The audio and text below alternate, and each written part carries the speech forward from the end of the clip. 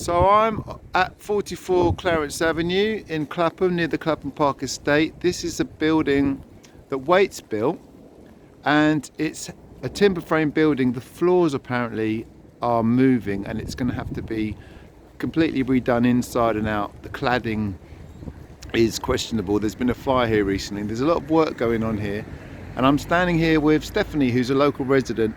And Stephanie, hello, you've recently been campaigning with other local residents to save these trees here. What happened?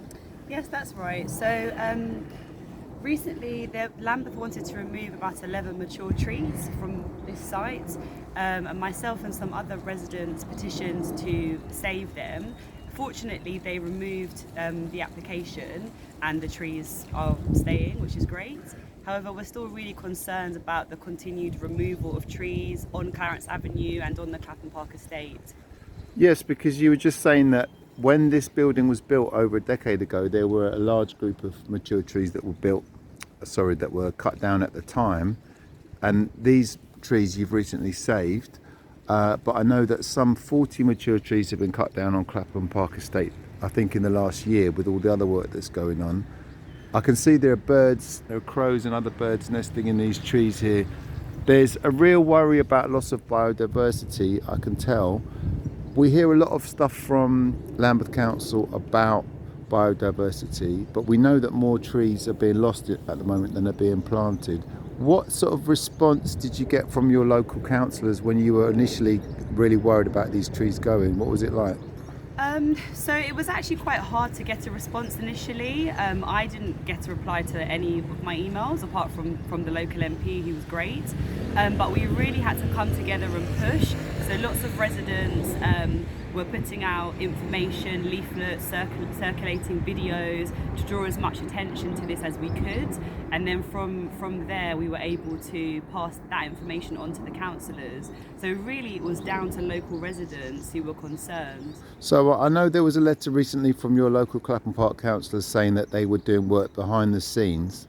But would you say really, without local residents kicking up a fuss, these trees would have gone?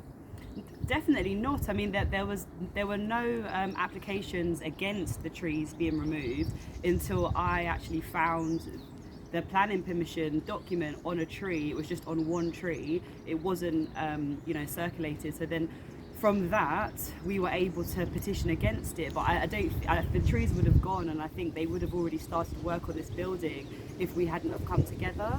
Okay, and I can see there's like social housing here. And then this is Lambeth Land, but the trees look like they're part of the existing estate, but they've been fenced off for whatever reason, presumably safety. But also the question is, who owns this land? Who owns these trees? And really, it sounds like communication was not great. Yeah, I mean, there really was a lack of communication. They didn't really publicise the information about the trees, that they wanted to remove them. And as you said, the trees around the back there, previously they were accessible to these blocks of flats, and now they've been cordoned off. So it does raise the question, well, whose land is that? Is it Waite's? Is it Metropolitan's? It seems as though it was Lambeth's before. Are they changing the boundaries? So we've got lots of questions and concerns about green spaces, the biodiversity in the area, and open spaces for local residents. All right, thanks, Stephanie.